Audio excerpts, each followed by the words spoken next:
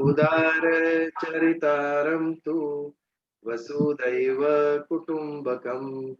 ॐ पूर्णमदः पूर्णमिदं पूर्णात् पूर्णमुदच्यते पूर्णस्य पूर्णमादाय पूर्णमेवावशिष्यते।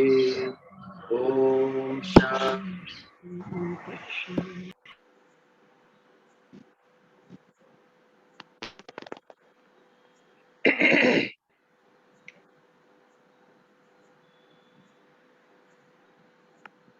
Vijay, you are on mute.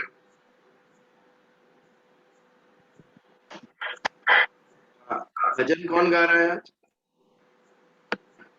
हाँ, भावना बेन शुरू करो। भावना बेन म्यूट कर दो। मैं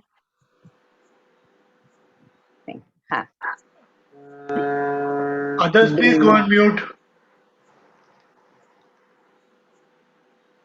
वृंदावन का कृष्ण कन्हैया सबकी आँखों का तारा। वृंदावन का कृष्ण कन्हैया सबकी आँखों का तारा। मन ही मन क्यों जले राखी का मोहन तो है सबका प्यारा। वृंदावन का कृष्ण कन्हैया सबकी आँखों का तारा। जमुना तट पर नंद का लाला जब जब रास रचाए रे। तन मन डोले कान्हा ऐसी बंसी मधुर बजाए रे। सुध बुध कोई खड़ी गोपिका जाने कैसा जादू डाला। वृंदावन का कृष्ण कन्हैया सबकी आँखों का तारा।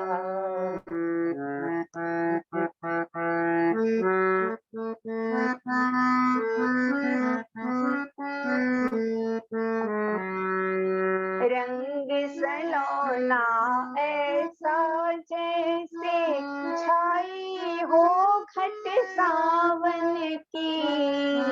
तेरी मैं तो हुई दीवानी मन मोहन मन भावन की।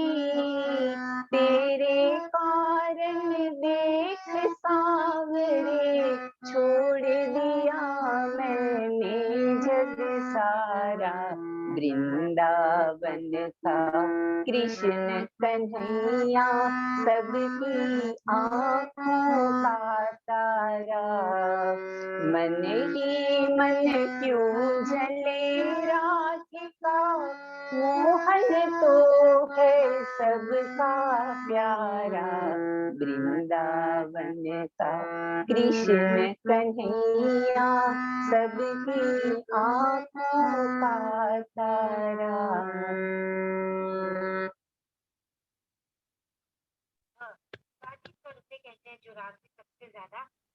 બહુ સરસ ગવાણું ભાવના. Thank you. બહુ સરસ ભાવના બેન. Thank you. Very nice Bhavna. Thank you so much. Janmashtami Krishna Janmashtami ગઈ એટલે એની કૃપા થઈ ને સરસ ગવાય.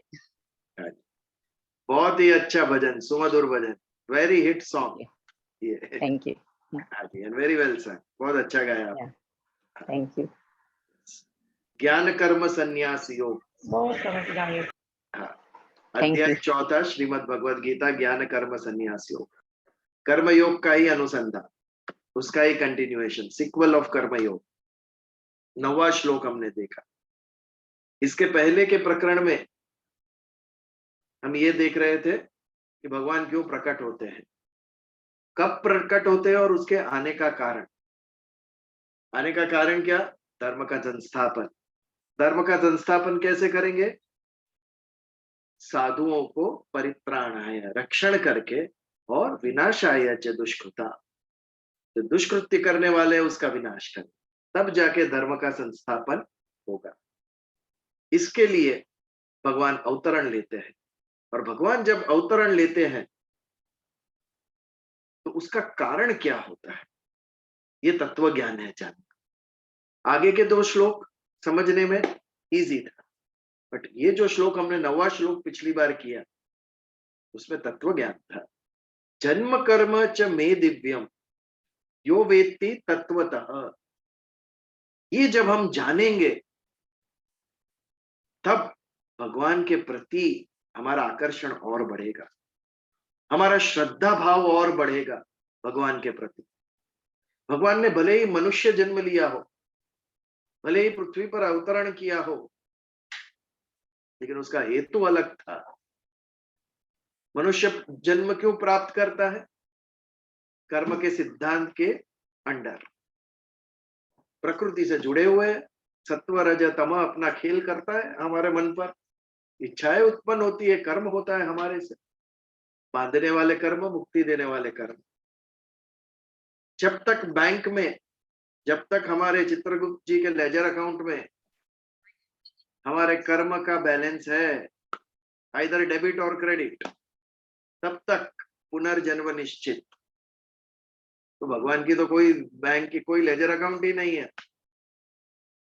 उनको तो कोई कर्म का सिद्धांत लागू नहीं होता, क्योंकि जिस प्रकृति के असर के नीचे हम हैं वो सारी की सारी प्रकृति उनको अधीन है, प्रकृति उनके कहने पर चलती है। तो वो क्या कर्म में बांधेगी प्रकृति भगवान को? भगवान तो प्रकृति से ऊपर है, सत्व रज तम गुणातीत है, उनको कोई कर्म बांधता नहीं। यानी कर्म के सिद्धांत के अंडर वो जन्म लेते नहीं है, हम लेते हैं वैसे। चलो दूसरा, अंतकाले च मामेव स्मरण मुक्ता क्लेवरम, अंतकाल में जो हम इच्छा करते हैं वैसा कहते हैं कि पुनर्जन्म प्राप्त होती है। वही कामना आत्मा को, वही वासना आत्मा के साथ जाती है, और वो वासना से आधारित नया जन्म धारण करता है, नया देह प्राप्त करता है आत्मा उस वासना की पूर्ति के लिए। बट भगवान कोई इच्छा नहीं, कोई कामना नहीं, उन्हें कोई वस्तु अप्राप्तव्य नहीं है विश्व के अंदर, सभी कुछ प्राप्त है उनको। हम इच्छाएं करते हैं क्योंकि हम अपूर्ण है, हमें ये चाहिए, हमें वो चाहिए, कुछ देखते हैं और हमें इच्छा उत्पन्न होती है, कितना सुंदर है, मुझे भी चाहिए ये। लेकिन भगवान तो इच्छा और कामना के रहित है वो। तो उनका आने का हेतु क्या? भगवान का आने का हेतु क्या? परित्राणाय साधूनां, मनुष्य के हित के लिए, धर्म संस्थापन के लिए भगवान अवतार धारण करते। स्वयं की स्वार्थ युक्त कोई कामना नहीं है अवतार के पीछे। भक्तों की भलाई, भक्तों का उद्धार, इसके लिए भगवान धारण करते, स्वयं की कोई भी इच्छा नहीं। तभी तो जब योगेश्वर कृष्ण परीक्षित को हाथ में लेके कहते, मृत परीक्षित को, यदि मैंने झूठ नहीं बोला, यदि मैंने कोई हिंसा नहीं की, यदि मैंने कोई गलत कर्म ना किया हो, तो ये बालक जीवित हो। कैसे कह सकते हैं? ये विश्वास से भगवान, तो जो भी किया भगवान ने धर्म संस्थापन के लिए किया, स्वयं का कोई भी स्वार्थ नहीं था उसके पीछे। ये जब समझ में आता है तो हमारा समर्पण ईश्वर के प्रति और बढ़ जाता है कि उनके जन्म का और उनके कर्म का दिव्य हेतु था, कोई भी उसके पीछे स्वार्थ नहीं। जब स्वार्थ आ जाता है तो उसे कर्म कहते हैं, और निस्वार्थ होता है तो क्रिया कहते हैं। बट यही निस्वार्थ क्रिया जब ईश्वर के द्वारा होती है, जब उसमें दिव्यता होती है, तो उसे लीला कहते हैं। इसीलिए कहते हैं ये सारा ब्रह्मांड, सारी सृष्टि भगवान की लीला मात्र है। भगवान ये जो कुछ भी करते हैं उनका कोई स्वार्थ नहीं है उसके पीछे, उनके द्वारा स्वयं होता रहता है। तो जन्म कर्म च मे दिव्यम यो वेत्ति तत्वतः, ये तत्व ज्ञान से जान, त्यक्त्वा देहम पुनर्जन्म न इति, जो ये समझ गया, जो भगवान के शरण में गया, उसको पुनर्जन्म से मुक्ति, मोक्ष निश्चित उसका। त्यक्त्वा देहम पुनर्जन्म न इति मामेति सो अर्जुन, पुनर्जन्म नहीं होगा, लेकिन माम एति, वो मुझे प्राप्त करेगा। भगवान के शरण में जाएगा, वो वैकुंठ में स्थान मिलेगा, परम पद प्राप्त होगा, उसे पुनः जन्म लेना नहीं पड़ेगा। ये जो श्लोक था वो तत्व ज्ञान युक्त था। जब भी भगवान का स्मरण करे, दर्शन करे, तो ये बात, ये श्लोक हमें ध्यान में रहे। ये जो कृष्ण अवतार लिया, ये जो राम अवतार लिया भगवान ने, उसके पीछे ये कारण था। उनका जन्म भी अलग था, उनका कर्म भी मनुष्य जन्म और मनुष्य कर्म से दोनों ही अलग थे, दोनों ही ऊपर थे, और इसीलिए वो भगवान कहलाए, इसीलिए उनके द्वारा लीलाएं। तो ये हमारा 9वां श्लोक हमने 15 दिन पहले किया था, पिछले मंगलवार अनध्याय था। तो आगे बढ़ते हैं। अभी जन्म और कर्म, इसके बारे में भगवान कह रहे हैं कि मेरा जन्म कैसा है, मेरा कर्म कैसा, दोनों ही सामान्य मनुष्य से अलग। 10वां श्लोक पढ़ते हैं, यदि आपके सामने तो आप भी पढ़िए। वीतराग भय क्रोधा मनमया माम उपाश्रिता, बहवो ज्ञान तपसा पूता मद भाव मागता। वीतराग भय क्रोधा, हिंदी में कहते हैं बीत जाना। वो वीत का अपभ्रंश है। व का सब जगह पे आप देखोगे ब बन गया है, ब्रज का ब्रज बन गया, जिसका वज्र का अंग था वो बजरंग बन गए, व का ब हो गया। तो वैसे ही वीत का वीत हो गया। वीत राग भय क्रोध, राग, जिसका राग गया है वो। राग हमने देखा था समता के प्रकरण में, राग यानी अटैचमेंट। अटैचमेंट कैसे उत्पन्न होता है? जब सृष्टि के पदार्थों से, सृष्टि के पदार्थ हमें आकर्षित करते हैं,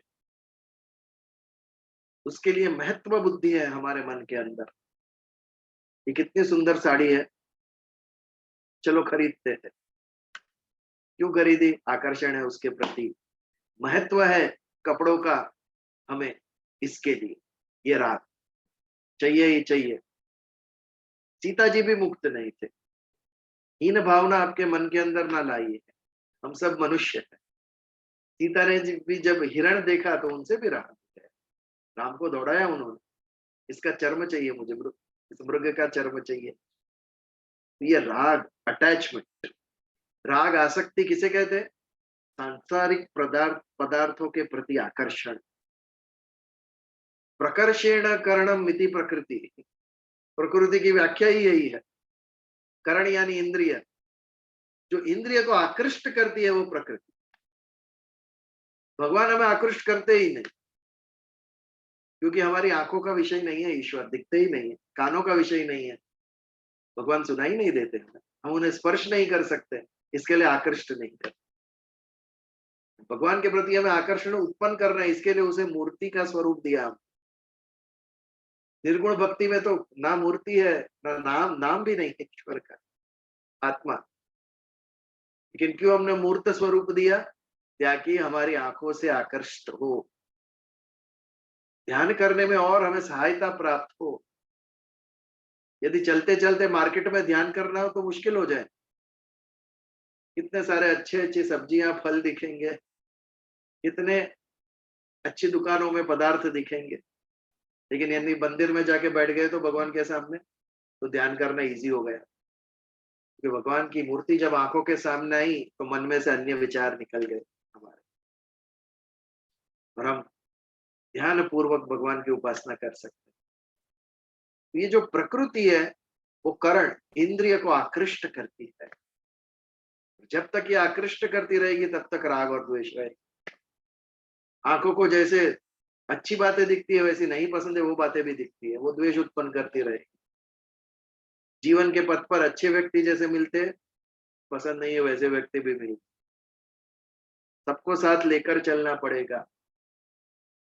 भगवान ने भेद नहीं किया कभी भी, आस्तिक हो या नास्तिक हो सभी के लिए वर्षा करते हैं। दुष्ट हो पापी हो या सज्जन हो, पृथ्वी सभी को अन्न देती है, सूर्य सभी को प्रकाश देता है। वचन दिया है, मैंने सृष्टि निर्माण की, तो ये जीवन चले उसकी जिम्मेदारी मेरी।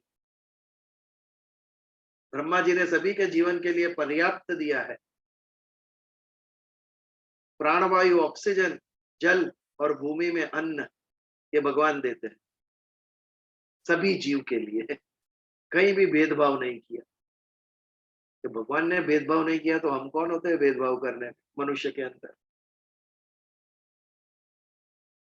विदाउट जजिंग, लव एवरीबडी, वसुधैव कुटुंबकम। मुझे क्या हक है दूसरे को जज करने का? मैं स्वयं अपूर्ण हूं और दूसरों के दोष देखता हूं। असूया बुद्धि नहीं होनी चाहिए। व्हाट इज असूया? दोष दृष्टि, दूसरों के दोष देखना, उसे असूया कहते। जिसमें दोष दृष्टि नहीं थी वे अनसूया, देवी अनसूया, जिन्हें दूसरों के दोष नहीं, दूसरों के गुण ही दिखते हैं। रावण और कंस के भी गुणों के दर्शन हुआ है हमारे शास्त्रों। केवल उनको राक्षस के स्वरूप में चित्रित नहीं किया गया, उसके जो गुण है वो भी यथार्थ तरीके से दिखाई दिए हमें। तो भगवान के जो दिव्य है जन्म और कर्म, वीत राग भय क्रोध, तो ये जो प्रकृति के प्रति, सृष्टि के प्रति आकर्षण है, वो आकर्षण जिसका गया है वैसा व्यक्ति। भय और क्रोध, इसका मूल भी राग और द्वेष में ही है। जिसके ऊपर आसक्ति है, अत्यंत प्रेम है, वो वस्तु हमें प्राप्त हो, ऐसा मन में लोभ उत्पन्न होता है। एक बार दे दिया भगवान ने तो और प्राप्त हो। बाइक आ गई तो अभी 4 व्हीलर आना चाहिए, लोभ। पहले कोई भी वाहन नहीं था, अभी भगवान ने 2 व्हीलर दिया तो 4 व्हीलर आना चाहिए। एक इच्छा पूर्ति हुई तो वो लोभ में परिवर्तित हो, और इच्छा पूर्ति नहीं हुई तो वो क्रोध में परिवर्तित हो। हमें घूमने के लिए हिल स्टेशन जाना था, एक कपल को, और पति या पत्नी दो में से एक को बुखार आ गया तो दूसरे को क्रोध आया, हमारी छुट्टियों का विनाश हो गया। इनको इसी वक्त बुखार आना था। जब इच्छा कामना में कोई बाधा उत्पन्न होती है तो क्रोध उत्पन्न होता है। डॉक्टर के पास गए, डॉक्टर ने सब टेस्ट किया, फिर भी पकड़ में नहीं आया, तो डॉक्टर ने खाली इतना कहा कि मुझे शंका है, आप एक बार कैंसर की टेस्ट भी करवाए। कैंसर का नाम पढ़ते ही वो जो क्रोध था वो भय में परिवर्तित हो गया।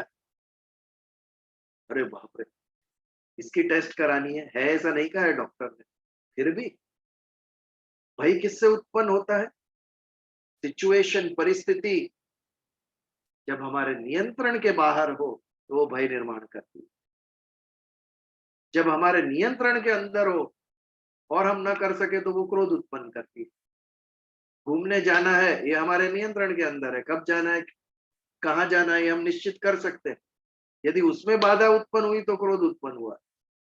लेकिन परिस्थिति यदि हमारे नियंत्रण के बाहर हो, जहां पर हम लाचार हो जाते हैं, वो भय उत्पन्न करता है। सुजन को अटैक आया, डॉक्टर ने कहा 72 आवर्स, 48 आवर्स वेरी क्रिटिकल। ये 48 आवर्स निकल जाए तो कोई खतरा नहीं, ये 48 आवर्स भय से जाते हैं, किसी के हाथ में नहीं है। डॉक्टर्स ने भी अपनी लाचारी दिखा दी कि हम इससे आगे कुछ नहीं कर सकते, अभी ईश्वर पे छोड़ो। ये दूसरे 2 दिन अच्छे निकल गए तो कोई तकलीफ नहीं। ये सिचुएशन भय निर्माण करता है। अब ये मृत्यु का भी भय क्यों है हमें?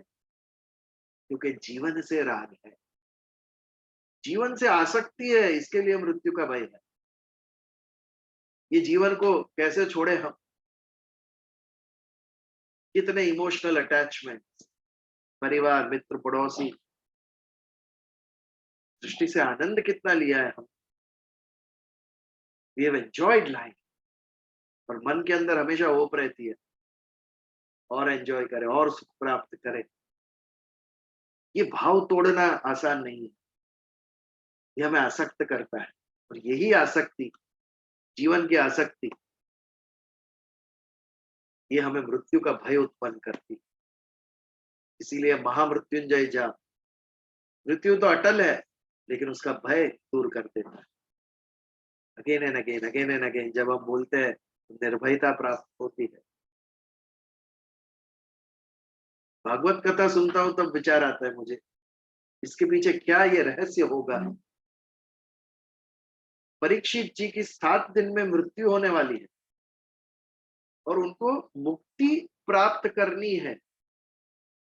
इसके लिए सुखदेव जी उन्हें कथा सुनाते हैं भगवान के 10 अवतार की लीलाओं की। पर वो कथा आप सुनो, फुल ऑफ लव, प्रेम, रास, लीला, आनंद महोत्सव है। भागवत की कथा में कृष्ण जन्म हो या क्या भी हो, कितना उत्सव मनाते। जो व्यक्ति 7 दिन बाद जिसकी मृत्यु होने वाली है, उसको भी कहते हैं तो उत्सव पूर्वक त्याग कर तेरे देह का। और इतनी आकर्षण करने वाली कथा है, इतनी लीलाएं उत्पन्न करने वाली कथा है। वो कहने के लिए किसको निमंत्रण दिया? सबसे महान वीतरागी सुखदेव जी को। ये कितना विरोधाभास है। विश्व के सबसे ऊपर जो वितरागी है, वैरागी है, वो सुखदेव जी इतने रसपूर्वक ये कथाएं कहते हैं। इतना रस है भागवत की कथा में, भगवान की लीलाएं देखने के अंदर, वो सभी प्रकरण में। और वो कहने के लिए सुखदेव जी, वैरागी व्यक्ति को बुलाया जाता है। जो व्यक्ति 7 दिन में ये पृथ्वी छोड़ के, ये सृष्टि छोड़ के जाने वाला है, उसके जीवन में भी उत्सव भर दिया 7 दिनों के लिए श्रीमद् भागवत कथा से।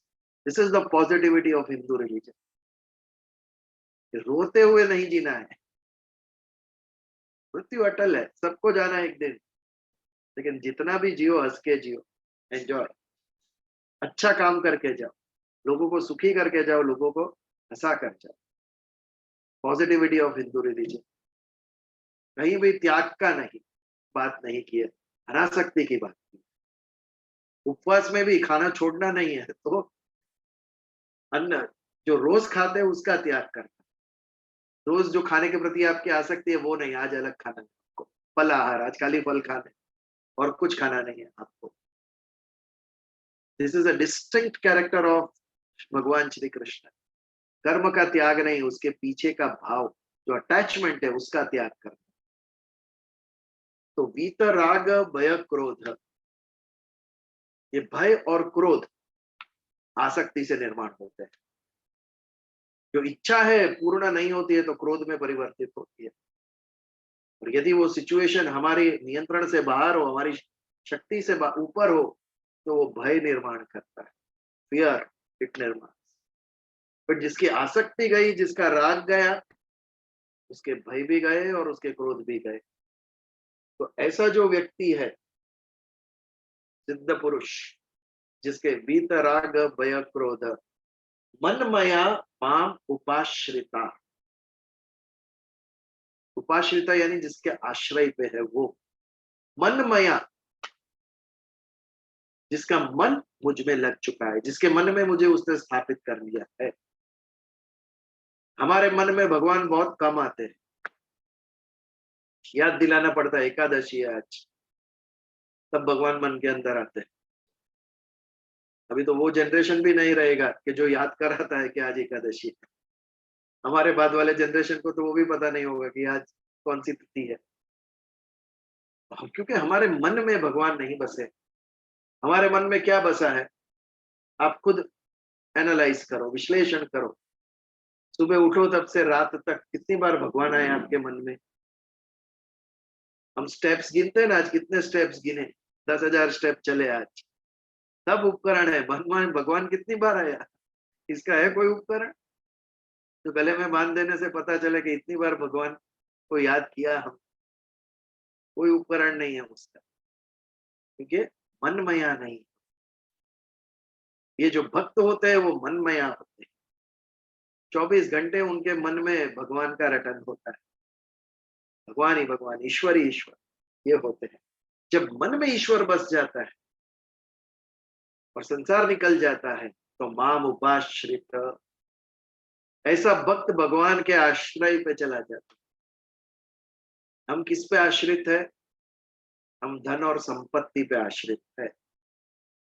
हमारा एक ही लक्ष्य है, ये जीवन जीना है तो ये आवश्यक है। सारे जीवन का आश्रय हमने संपत्ति बना दिया है। और मनुष्य बनाने के लिए हम स्कूल नहीं भेजते हैं बालक को, संपत्ति कमाने के लिए स्कूल भेजते। आज पशु पक्षी प्राणी और मनुष्य में अंतर क्या है? विद्या, शिक्षा, ज्ञान, इसका अंतर है। इसके लिए स्कूल की स्थापना हुई। गुरुकुल क्यों आए थे? डिग्री नहीं देते थे कि जो तो आपको पैसा कमाने में मदद करे, आपको मनुष्य बनाते थे, उच्च मनुष्य, उच्च कक्षा के मनुष्य बनाते थे आपको। वो विद्या सिखाते थे, जीवन जीने की कला सिखाते थे, हमारे मन और बुद्धि को शुद्ध करते थे। हमें बेटर ह्यूमन बीइंग बनाने के लिए शिक्षा है। हमारे अंदर जो गुण दिए है भगवान ने, वो गुण को बाहर निकालने के लिए, खिलने के लिए शिक्षा है। हमने केवल उसको संपत्ति कमाने का साधन बना दिया, क्योंकि हम धन से आश्रित है। हमारे लिए जीवन का लक्ष्य धन बन गया है। क्यों? क्योंकि ये भ्रांति हमारे मन में बैठ गई है कि जो धन होगा तो ही हम जीवन जी सकेंगे। जीवन जीने के सभी चीजें तो भगवान ने दी है, फिर भी हमें श्रद्धा नहीं उसके ऊपर, तो हम धन के आश्रित। लेकिन जो मन माया है, जिसके मन के अंदर ईश्वर है बैठे हैं, वो माम उपाश्रित, भगवान कहते हैं वो मेरे आश्रित है। हमारे अंदर हिम्मत नहीं है। हमारा ध्येय होगा घूमने जाना है तो हम कितना डिटेल में प्लानिंग करते हैं। ट्रेन फ्लाइट की टिकट बुक हो जाती है, होटल्स बुकिंग हो जाती है, उबर की टैक्सी बुक हो जाती है, एयरपोर्ट जाने के लिए उतरे तो वहां से ड्राइवर का नंबर और गाड़ी सब कुछ आ जाता है हमारे पास। ये प्लानिंग करने में कहीं ध्येय का इंपॉर्टेंस हमारा निकल जाता है। और जो माम उपाश्रित है उनका एकमेव ध्येय भगवान प्राप्ति। अब कैसे प्राप्त करना है वो मार्ग की उनको कोई चिंता नहीं। स्वामी विवेकानंद जी ने जब सुना शिकागो में धर्म सभा होने वाली है तो ध्येय बना लिया, मुझे उसमें जाना। किसी में 1 रुपया भी नहीं होगा जब भी उन्होंने ये ध्येय बनाया था, बस चल पड़े। किसी ना किसी से बात कर कर कोई सेठ से टिकट, शिप की टिकट भी मिल गई। शिकागो उतरे, अब कहाँ जाऊंगा पता नहीं है, मन में केवल ध्येय है कि उस धर्म सभा में बात करनी है। तो भी कैसे निकल पड़े? माम उपाश्रित, भगवान तू जाने, मुझे जाना है उधर, कैसे जाना है तू सोच। भूखे थके हारे शिकागो की एक कॉर्नर में बैठ गए थे, शरीर में शक्ति नहीं, और वहां से एक सन्नारी गुजरती है। हजारों लोग गुजरे होंगे उस स्ट्रीट पे से, बट ये सन्नारी का ध्यान उन पर पड़ा और उनके अंदर दया उत्पन्न हुई कि ये कौन व्यक्ति ऐसे खाए पिए बिना बैठा है, और वो उनको अपने घर ले गए। और भगवान का योग देखो, उनके जो पति थे वो कमिटी मेंबर थे, वो जहाँ की वो सभा होने वाली थी वहां कमिटी मेंबर्स के बहुत अच्छे मित्र थे वो। जब भगवान के उपाश्रित हम हो जाते हैं तो भगवान मार्ग दिखाते। भेजा किसने? वो सन्नारी को उसी वक्त उधर, और उधर भेजा, दृष्टि भी पड़ी उसके ऊपर। हम चले जाते हैं, सब कुछ नहीं दिखता है, कितना कुछ दुर्लक्ष हो जाता है। उनकी दृष्टि भी पड़ी और मन के अंदर भाव भी उत्पन्न हुआ। वी कॉल इट कोइंसिडेंस, लोग उसे कोइंसिडेंस कहते हैं, आई कॉल इट गॉड। भगवान ने किया ये, योग नहीं था, ये ईश्वर था। ईश्वर योग उत्पन्न करते हैं। और एक बाधा आई बीच में, कि जो भी बोलने की अनुमति किसे थी? आप जिस धर्म के ऊपर बोलने वाले हो उसका रेफरेंस लेटर चाहिए। विवेकानंद जी को तो पता नहीं था, कोई हिंदू संगठन से उनके पास लेटर नहीं था कि हमारे प्रतिनिधि है, हिंदुत्व के ऊपर बोलेंगे। लेकिन जो वो सन्नारी के हस्बैंड थे, उसके मित्र कमिटी में थे, उन्होंने जाकर उनको समझाया कि आपकी पूरी कमेटी का जितना ज्ञान नहीं होगा ना धर्म के विषय में, उतना ये एक व्यक्ति का ज्ञान। उन्होंने माना और उनको बोलने का अवसर प्राप्त हुआ हिंदू धर्म के ऊपर। शिकागो की कॉन्फ्रेंस सितंबर 1893 में शायद। ये कहने का तात्पर्य, भगवान के ऊपर जब श्रद्धा उत्पन्न होती है, जब ध्येय हमारा ईश्वर होता है, तो मार्ग अपने आप होता है। हमें केवल प्रयास करना है। कर्मण्येवाधिकारस्ते, क्यों इतना बड़ा श्लोक बन गए? ये जीवन का रहस्य है। उसमें आपके पास कर्म करने का जो वरदान भगवान ने दिया है, अप्रतिम है। वो करके आप कुछ भी हासिल कर सकते हो। और कर्म की प्रेरणा कहां से आई? इच्छा से। इच्छा शक्ति भी इतनी प्रबल दी, पक्षियों को उड़कर मनुष्य ने सोचा हम भी उड़ेंगे ऐसे, और करके दिखाया एरोप्लेन।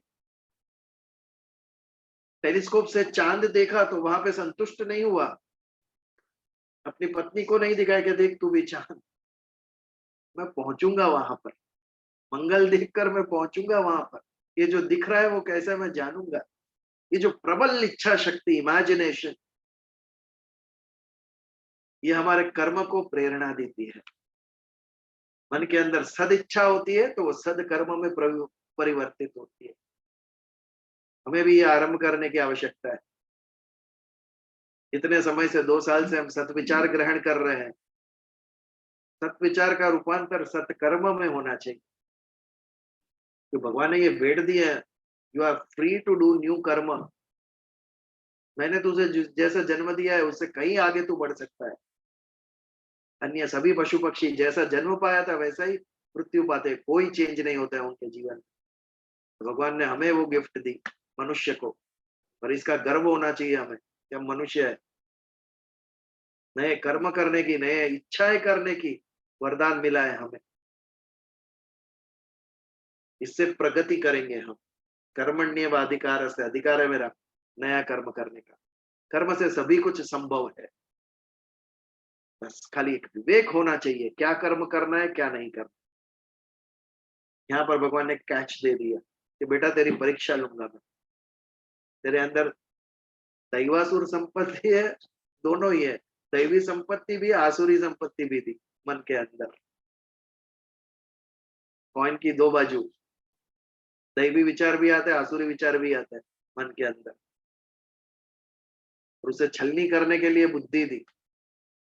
अभी तेरी बुद्धि का प्रयोग कर। दैवी गुण उठाने हैं कि आसुरी गुण उठाने हैं? तुझे क्या काम करना है? Humans fail there. जितने भी आप वॉर्स देखो, टेररिस्ट अटैक देखो, हिंसा देखो, those humans are failing to decide कि अपने दैवी गुण के ऊपर जीवन जीना है कि आसुरी गुण के ऊपर जीवन। बदले की भावना, रिवेंज, क्रोध, ये उनसे आसुरी काम करवाते हैं। उनका विवेक नष्ट हो जाता है उस क्षण, और गलत कर्म कर लेते हैं मनुष्य। उसे समझ देनी आवश्यकता है, उनका संग करना आवश्यक है। सत्य के संग से ये आसुरी वृत्ति जाएगी मनुष्य की, ईश्वर के संग से जाएगी वो। उन लोगों तक पहुंचना है हमें, तभी जाके परिवर्तन आए। व्यक्ति को जब स्पर्श होगा पारसमणि का, तभी वो लोहे में से सुवर्ण बनेगा। तो भगवत गीता का ज्ञान पारसमणि है। सामान्य मनुष्य तक ले जाओ और वो स्वर्ण बन जाए, लोहे जैसा मनुष्य स्वर्ण बन जाए। तो वीतराग भय क्रोधा मनमया माम उपाश्रित। अब कितने भी उदाहरण ले लो, माम उपाश्रित, हमारे सभी संत ये कक्षा के हैं। जीवन उन्होंने समर्पित कर दिया था भगवान को, अब तू जाने, और चला उनका निर्वाह, संपूर्ण जीवन जिए वो सभी। ये एक्सट्रीम है, हाईएस्ट आइडियल भगवान ने दिखाया। ये मनमया माम उपाश्रित बहवो ज्ञान तपसा उता मदभाव आगता। कैसे प्राप्त किया? मद भाव यानी मुझे प्राप्त किया। आगता यानी प्राप्त किया। बहवो बहुत सारे लोगों ने। कैसे प्राप्त किया मुझे? ज्ञान तपसा पुता, पुता यानी पवित्र होना, ज्ञान के तप से पवित्र हुए। आगे आएगा 12 प्रकार के यज्ञ दिखाएंगे भगवान अर्जुन को। ये देख, वेदों में कहे गए बहुत सारे यज्ञ कहे गए, उसमें से मुख्य ये 12 यज्ञ। और ये सभी में भी अर्जुन का प्रश्न है, ये 12 यज्ञ में भी श्रेष्ठ यज्ञ कौन सा? भगवान कहते हैं ज्ञान यज्ञ श्रेष्ठ यज्ञ सब में। कि ये जो दैवी और आसुदी संपत्ति है हमारे अंदर, अच्छे और बुरे विचार, सिंपल भाषा में, उसको चूज करने के लिए मैं ये करूं कि ये करूं, बुद्धि की आवश्यकता है। बुद्धि लगाम है हमारी इच्छाओं के ऊपर, और ये बुद्धि ज्ञान से शुद्ध होती है। जो सही ज्ञान जब जीवन का प्राप्त होता है तो हम सही कर्म करने की प्रेरणा मिलती है, और जब हम सही कर्म करते हैं तब हमारे जीवन में बदलाव हमें दिखाई देता है। तो बहवो ज्ञान तपसा पूता, जो ज्ञान के तप से पवित्र हुए हैं, बद भावम आगता, ऐसे व्यक्ति मुझे प्राप्त करते हैं। ज्ञान का तप, तप, व्हाट इज तप? ईश्वर के लिए, धर्म के लिए शरीर को कष्ट देना इच्छा पूर्वक, ये तप है। शरीर में रोग आ गया, हेडेक, 24 घंटा हेडेक रहा, थ्रॉबिंग पेन, ये तप नहीं है। लेकिन ईश्वर के लिए चलकर धूप में तीर्थ यात्रा पर गए और उसके बाद जो हेडेक होता है वो तप है। किसी एक ध्येय के लिए, परमार्थ के लिए, भगवान के लिए जब हम भूखे रहते हैं तो वो तप है। मौन ये वाणी का तप, वाणी को बोलना है। एवरीबडी हैज एन ओपिनियन, सबको अपना ओपिनियन कहने है, बट यदि ओपिनियन होते हुए भी कोई चुप रहना जानता है तो वो वाणी का तप है। मौन रहना वो वाणी का तप है। तो ज्ञान प्राप्त करने में भी कष्ट है, आसान नहीं है ज्ञान प्राप्त करना। ज्ञान के लिए, ज्ञान प्राप्त, ज्ञान के मार्ग पर चलना हो तो सबसे पहले वैराग्य उत्पन्न होना चाहिए। जब तक भोग हमें आकर्षित करते रहेंगे, सांसारिक भोग हमें आकर्षित करते रहेंगे, तब तक ज्ञान प्राप्त होगा ही नहीं। 1 घंटे से ज्यादा क्यों हम नहीं पढ़ाई कर सकते हैं? कुछ न कुछ चीज हमें आकर्षित करती है, मन के अंदर इच्छाएं उत्पन्न होती है, कान में कुछ सुनाई, अच्छे गाने सुनाई दिए, आंख ने कुछ देख लिया और हमारा ध्यान भटक गया अभ्यास के ऊपर से और ज्ञान रह गया। क्यों रह गया? क्योंकि भोग, एंजॉयमेंट, इंद्रिय सुख, ये सबसे बड़ी बाधा है। तो जब तक इंद्रिय को हम कंट्रोल में ना कर ले, जब तक नियंत्रण में ना कर ले, तब तक ज्ञान मार्ग पे वैराग्य उत्पन्न होना बहुत कठिन है। और जब तक वैराग्य उत्पन्न नहीं होगा तब तक ज्ञान से सिद्धि प्राप्त नहीं होगी। इसीलिए कर्म से ज्ञान को, कर्म योग से ज्ञान योग ज्यादा कठिन क्यों है? इसी कारण कठिन। कर्म योग करना आसान है, निस्वार्थ भाव से कर्म करना आसान है, लेकिन वैराग्य उत्पन्न करना कठिन है। क्योंकि कर्म शरीर के द्वारा होता है, वैराग्य मन भी इन्वॉल्व हो जाता है। मन से इच्छाओं को दूर करना इतना आसान नहीं है। निस्वार्थ भाव से कर्म करना आसान है, मुझे कुछ नहीं चाहिए, चलो अन्यों के लिए हम आज ये करते हैं, आसान है। लेकिन वैराग्य उत्पन्न करना, मन से इच्छाओं को निकालना, इंद्रिय और विषय के मिलन पे भी आकर्षण न उत्पन्न हो, ये स्थिति पे मन को ले जाना, ये कठिन है। इसके लिए ज्ञान मार्ग पे जो चलता है, ज्ञान का जो तप करता है, वो बहुत कठिन परीक्षा करता है, वो ज्ञानी ही कर सकता है। बट ज्ञान अग्नि में उसके सारे पाप जल जाते हैं, वो पवित्र हो जाता है। अग्नि परीक्षा क्यों लेते थे? क्योंकि अग्नि में सभी कुछ जल जाता है, अग्नि पवित्र कर देती है, सारे के सारे दोष जल जाते हैं अग्नि के अंदर। लोहा भी एक लेवल पे जल जाता है।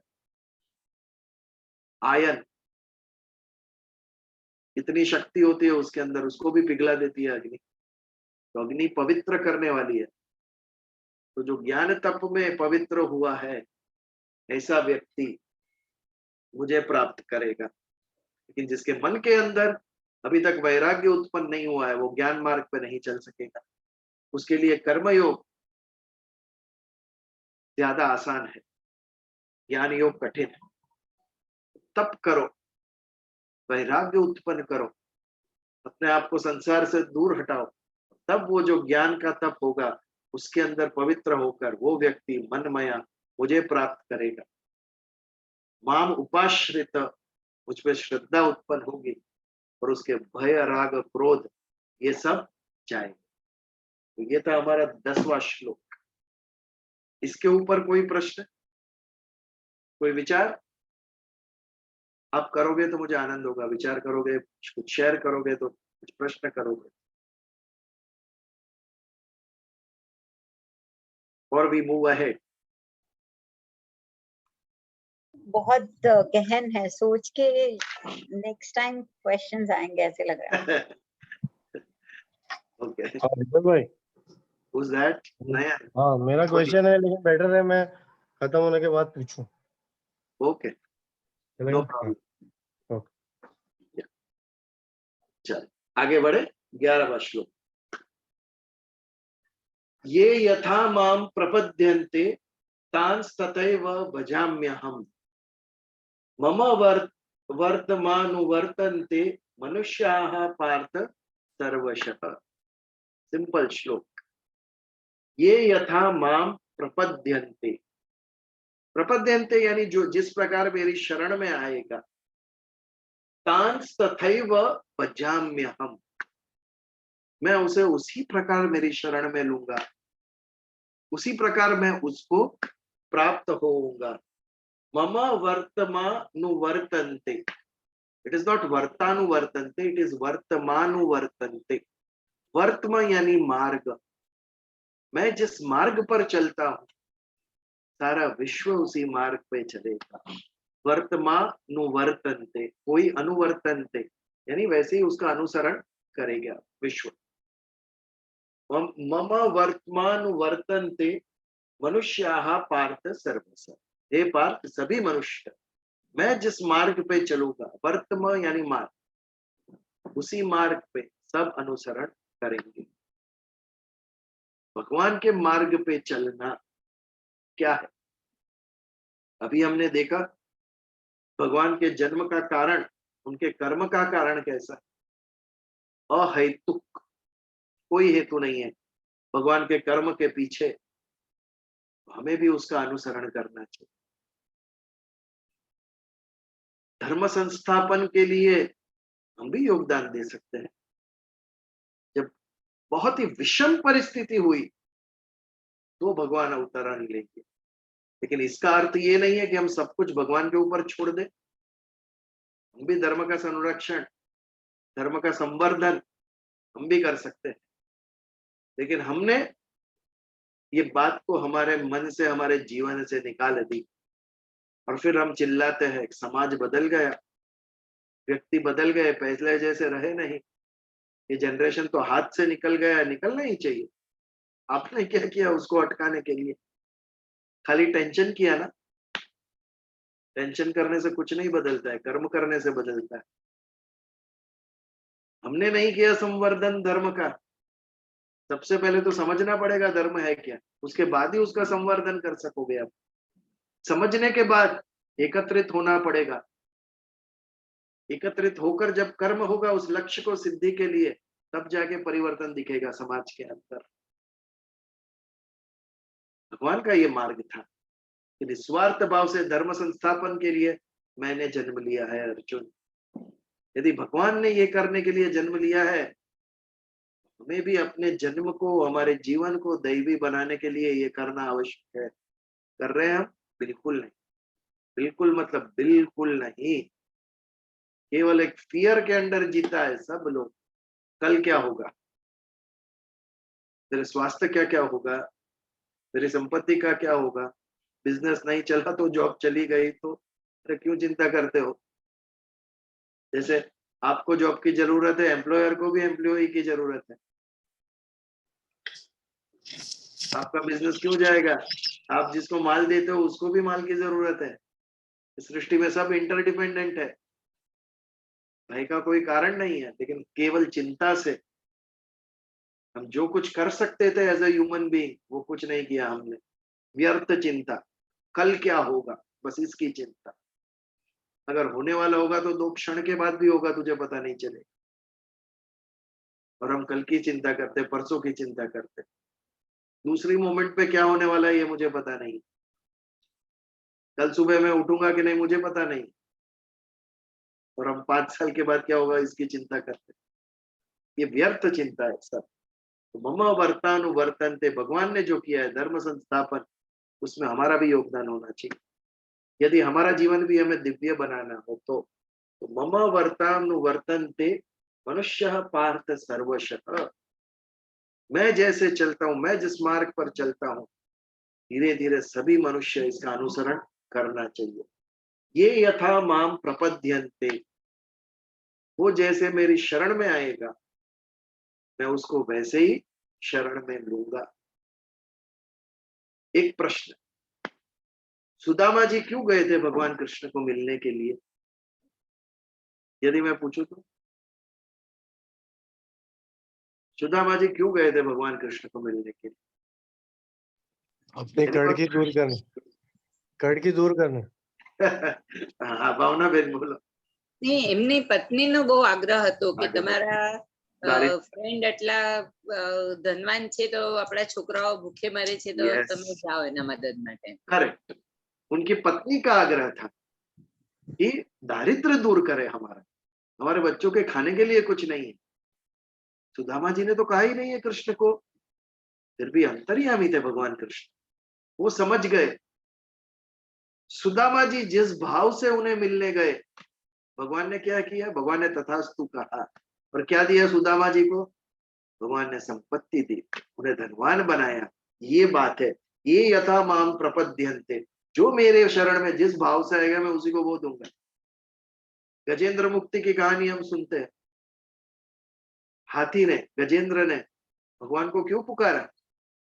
यदि ये दूसरा प्रश्न पूछूं तो मैं, किस भाव से पुकारा उसने?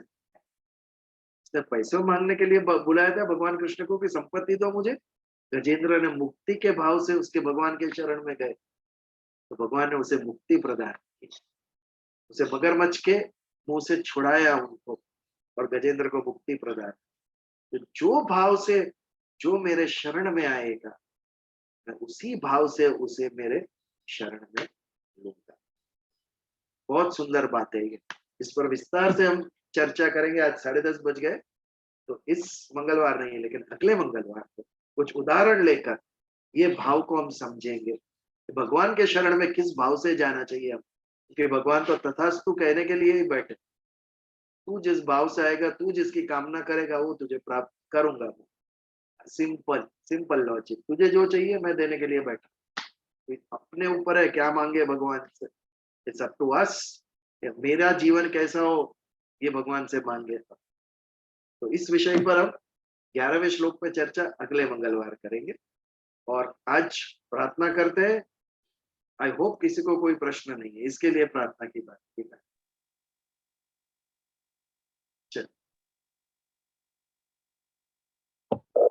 ओम द्यौ शांति अंतरिक्ष शांति पृथ्वी शांति आपः शांति औषधय शांति वनस्पत्ये शांति सर्वदेवा शांति ब्रह्म शांति सर्वः शांति शांतिरेव शांति सामा शांतिरधिरोम शांति शांति शांति। जय श्री कृष्ण। જય શ્રી કૃષ્ણ. જય Shri Krishna. Thank you, sir. Jai Shri Krishna. જય શ્રી કૃષ્ણ બીજલભાઈ. હા, જય શ્રી કૃષ્ણ. કોઈ કેઝ્યુઅલ ચર્ચા કરવી હોય તો થોડી વાર કરી શકાય છે. જય શ્રી કૃષ્ણ. હા, Vijay, જય શ્રી એક question, એક question છે. બોલે. જય Shri Krishna. Can you hear me? હા, બોલ. આના આગલા શ્લોકમાંનું મારે ખાલી પૂછવું હતું કે basically it is saying that કે આપણી અંદર જો ભાવના એટલે એંગર ફિયર ઓફ ફ્યુચર ને બધું હોય એને કારણે આપણે